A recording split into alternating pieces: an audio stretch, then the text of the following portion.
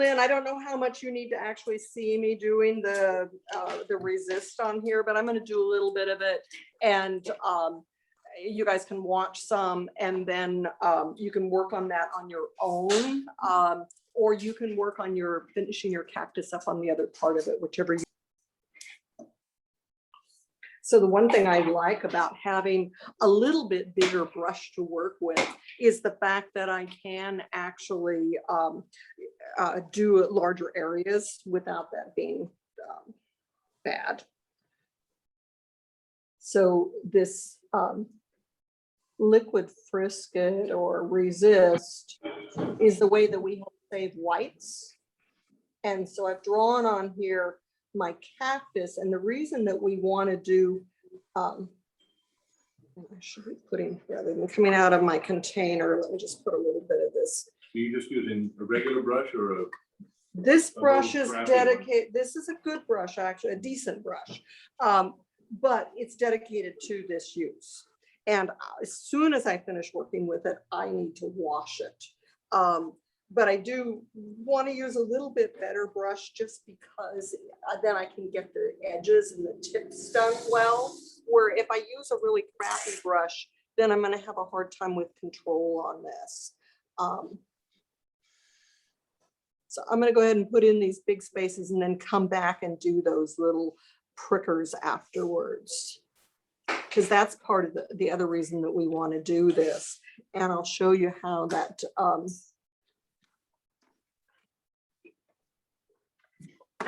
what do I want to say? The crochet hook works. No, my wife wouldn't give me one. She said I needed. So she said you had to go buy one. Yeah, right. She said, no, you can't have my crochet hook, huh? She was afraid you're going to lose it, huh? So she gave me these things. I can't even, I don't know if there's something. That'll be better than nothing, but I'm going to let you borrow one of my crochet hooks. And then if you like it compared to that, you'll want to go to Michael's and buy your own. Yeah. I don't blame her. There's certain things I won't let my husband have hold of either. He doesn't trust me. I don't know why. She does watercolor herself then? No, knitting. Oh, knitting. Oh, I just see. grew up in knitting. Yeah. I don't ever have sewing scissors around anybody. That's right. My good scissors. I won't let my husband touch my good scissors. Don't let those go out in the garage. Oh, no way. Cutting wire with? No way. And it does for the sewing machine. Right. Yeah. We have certain things.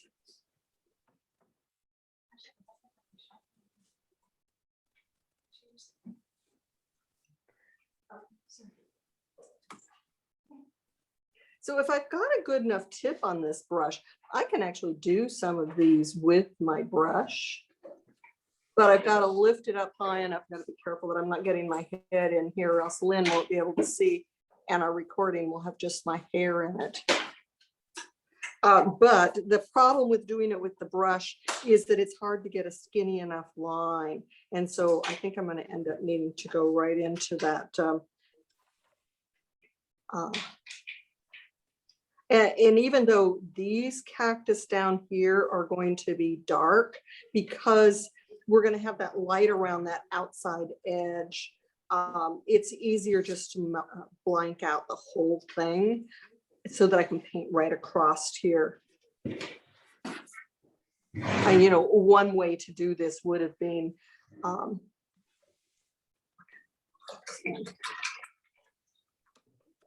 right now. Don't wait, don't talk, get that rinsed out. I see what you're doing, and it's much better than for me walking into the kitchen and rinsing out the Yeah, well, and then, you know, I'm going to throw away that water before I start painting. So that we wanted to really get these little prickers in here, and I did a few with the brush, but it's sort of hard to really get them well with that. So this crochet hook, it's a number 0. Yes, a number 0, and it's a metal one, not a plastic one. I haven't tried a plastic one. I don't know how well that would work. And usually those are the bigger sizes anyway that are plastic. What sizes? It's a number 0.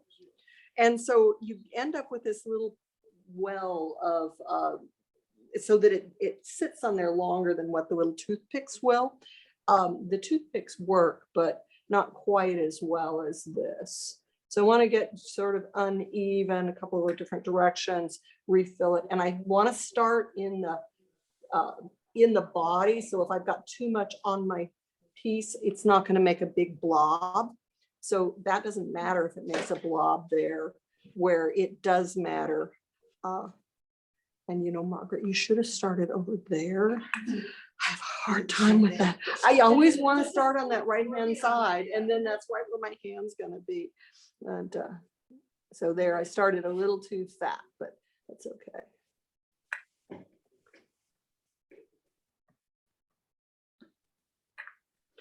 I'm just trying to get this. There's a little piece there.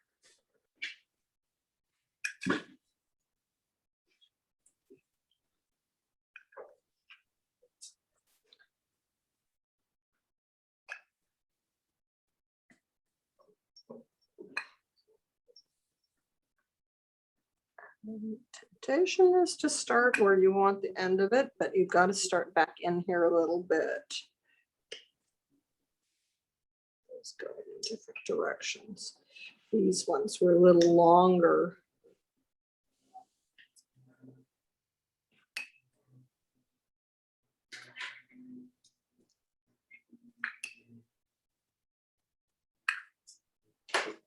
So Margaret, you pulled a little bit, poured a little bit.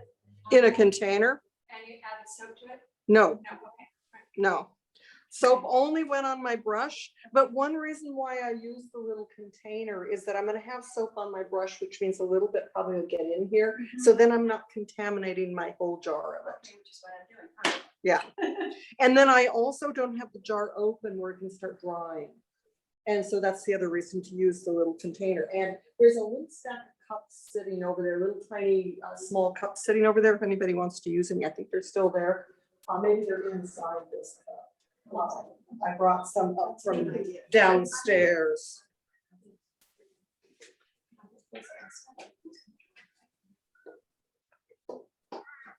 Yeah, so the soap only goes on the brush to protect the brush from this stuff sticking to it.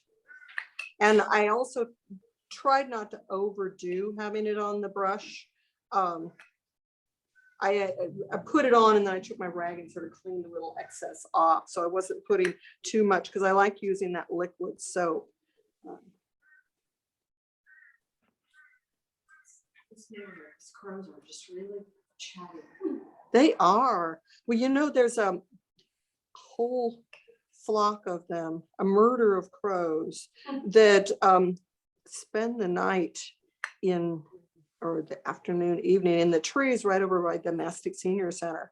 There's a tree there that about 30 or 40 crows have been hanging out in. And they can get so noisy sometimes I can hear them from my house 2 blocks away from there. And this set, we've had crows here before. They must be nesting somewhere close by. They're getting ready to nest, one or the other, because they're making a lot of noise, and there's this kumquat tree behind me. It's on Peru, it's down. And they're in the kumquat tree all the time. And then they go in this neighbor's room, and there's like 6 of them, and they're throwing like bits of fruit. Oh, very weird. It's the boys, you know, like, woo, let's go get, you know, drunk on kumquat. They might. Well, you know, some of the fruit will get some of the birds drunk. Berries were always notorious for some birds, but Yeah. birds. When I worked in the city, we always said that, but. The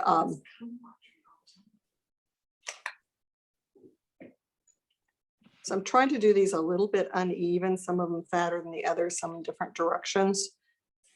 I don't have my photograph right in front of me to look at it, but it's almost fuzzy off of here, so I probably should put a few more closer together on the end of this.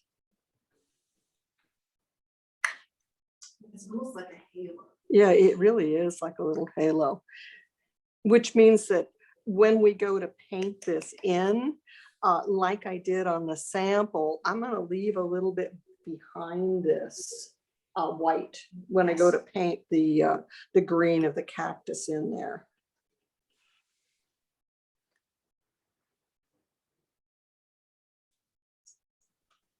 So are you going to use cellophane for the background? I thought I would. But on that front, I was noticing that it didn't make much difference up in the sky, and it didn't make a lot of difference up in the yellow area. So I might just do it in this lower half. And the other thing that I liked in the sample, once I get done with this, we can pull that sample up. What I liked in that sample was when I had the yellow and then I put some green in on top of it with one little mark and it bled out into the yellow. I liked how that looked like the cactus. And so I might try and recreate that as well.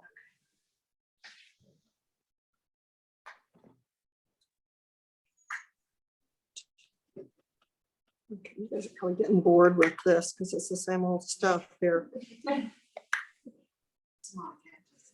It's a lot of cactus. So let's get a little off in other directions. It's sort of fun to play with this. I'm gonna start wanting to do all kinds of things over here. And what about this cactus over in here? This little barrel cactus.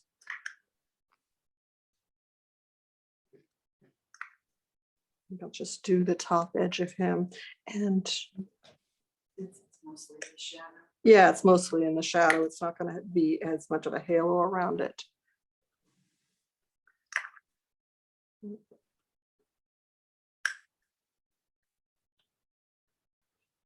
Okay. And I'm not going to worry about getting it in those other cactus over there. So this, I didn't have to put soap on it. It's not really easy because it's metal. Excuse me. Allergies. I'll just throw that away.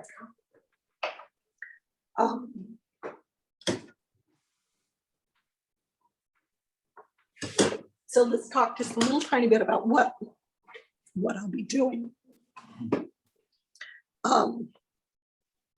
So I don't know if we can see it right in here and a little bit, oh, you can see it over here where I did that green on top of the yellow. So let me just. Yes, yeah, it does. It looks fuzzy. You can see the sort of fuzziness around the edge of that green there, where I put the green in on top of the yellow that was already there. Oh, yeah.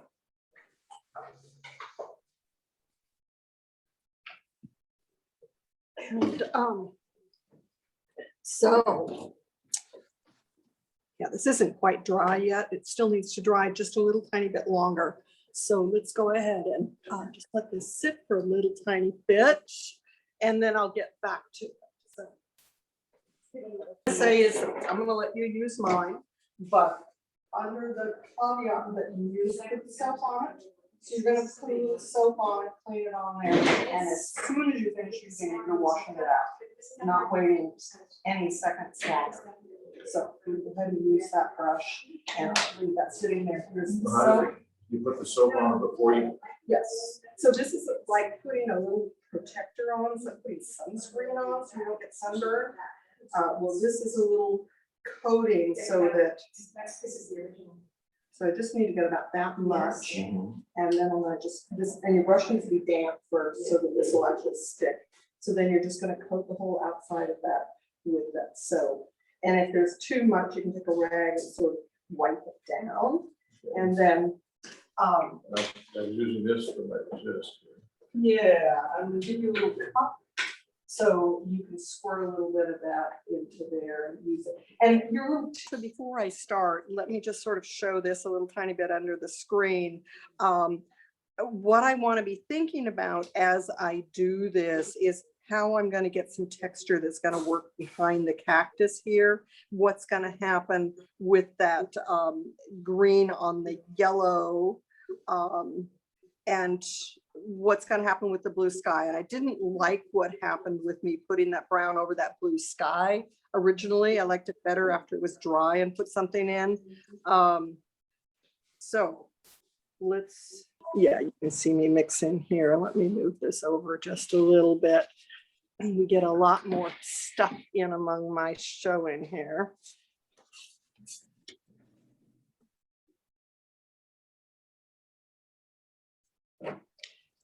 when I was doing the videos for you guys, in my iMovie, I could go in and crop the picture and clean all this stuff around the outside out. But recording this on Zoom, I don't know how to do that with the program I've got to use to work with Zoom. So these are going to be a little messier, a little messier than they were. All right. So I'm just getting my colors mixed here. Whoops. Oh, that was beautiful color, but I'm not, my quinacridone gold, we may want to put that in there for part of it, but not to start with. And I need to freshen up and clean this area so that it's clean blue.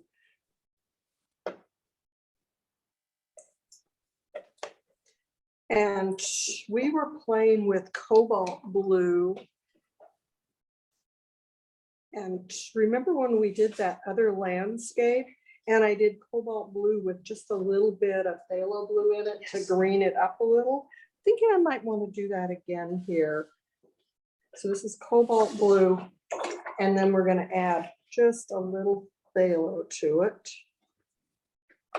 Yeah, that makes a nice little turquoise blue. Okay. And then we needed green. And because this is a bluish green, I'm liking the combination that happens with the ultramarine blue. And let's try Quin Gold in there. So you make your own green. Yeah, to start with. All right. And then Quin Gold and ultramarine blue. That made a really pretty little green here. Yeah, for a darker green, that's a nice little green.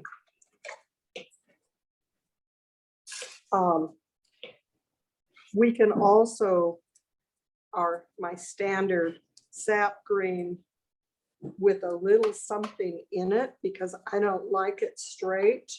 I want to tone it down just a little bit. So I'm going to add a little bit of burnt sienna to it.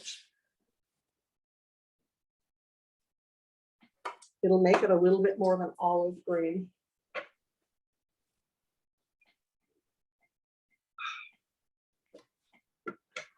Yeah, I think that'll work.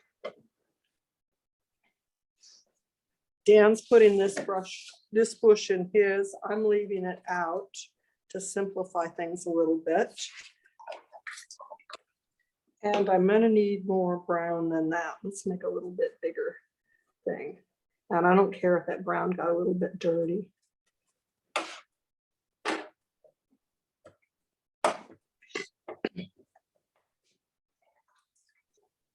Okay. So what I'm thinking here is that rather than using the saran wrap for all of that back there, which actually, does anybody have a thing of clean water? Yeah, I do. Yours is clean? Okay.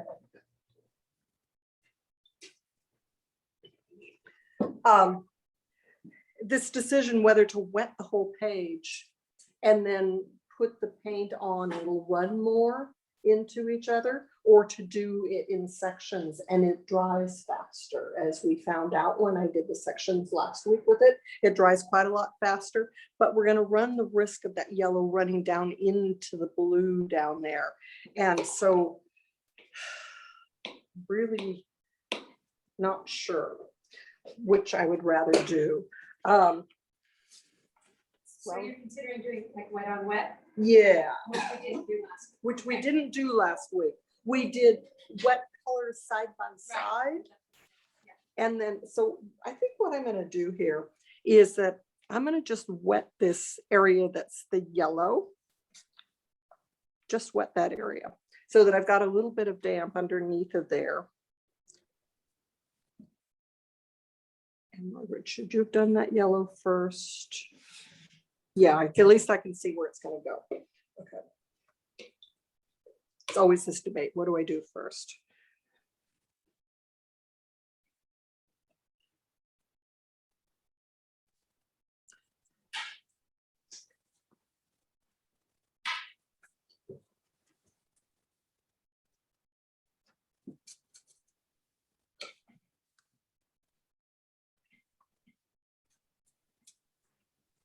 one reason why I was sort of debating on that is that I'm gonna wet this area where the blue is gonna go, but I don't want it to really blend into that yellow. So I'm gonna just bring it and almost touch with this water.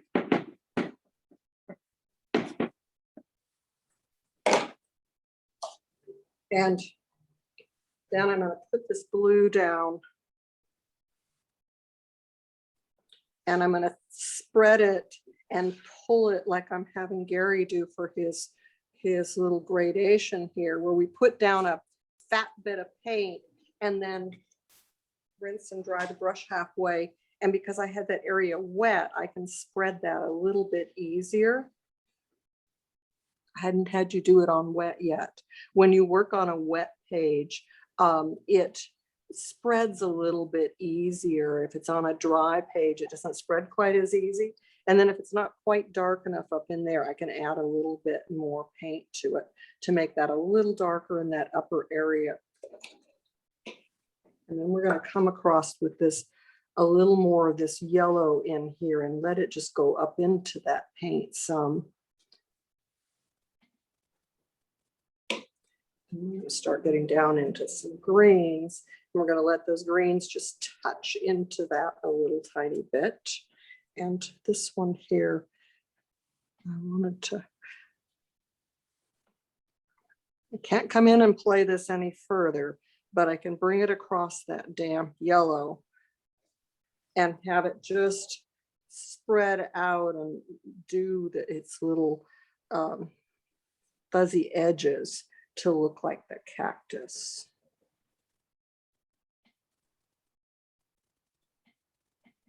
Okay, so now let's get some of this other green down in here.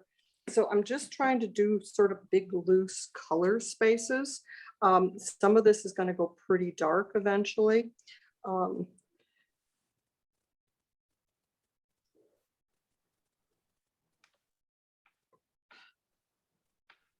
So you can see where it was damp, that's maybe spreading up into there a little bit more than it would have otherwise. I'll work a little faster here because now I want to get the down into here where we've got some of these browns and get that saran wrap down in this lower area. I'm just sort of mixing colors together here on the page.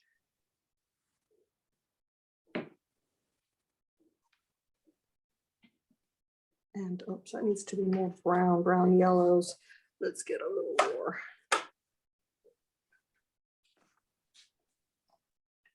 Paint that right on top of that other stuff that I did because I can paint over the top of that again later.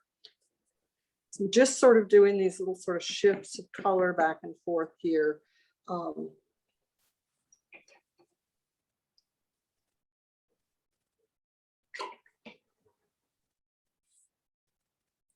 Hoping that when I put that saran wrap on, it'll play it even more.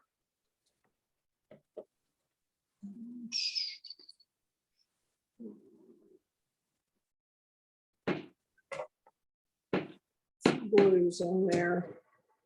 Not paint my cell phone too much. And oh, this still has to have sheen on it or else that saran wrap will not work. So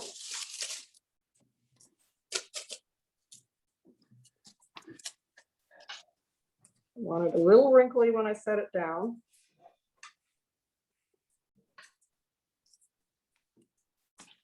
Get out of there.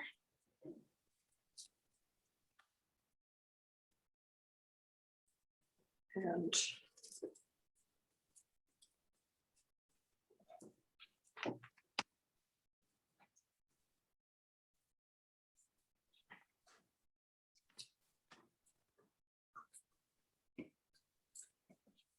I can maneuver this just a little bit when it's still really wet.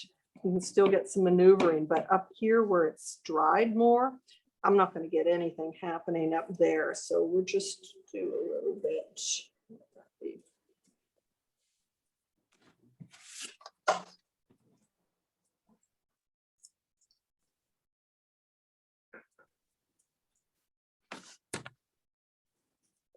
Look like interesting texture? I think it's going to do.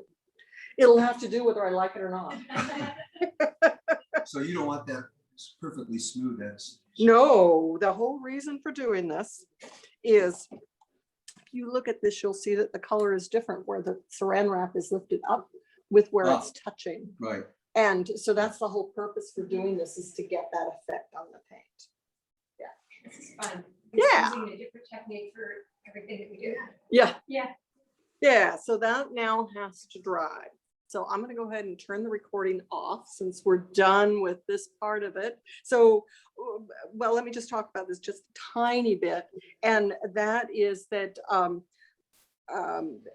when this comes off, I can then use the patterning that's here as the basis for building more. And so it's a way of breaking down, being super realistic and getting the gist and the feeling of what's here. And so that's the idea behind it. Whether it'll work, we'll find out. Okay, I'm gonna go ahead and turn the recording off, and all of you guys can work on your projects now.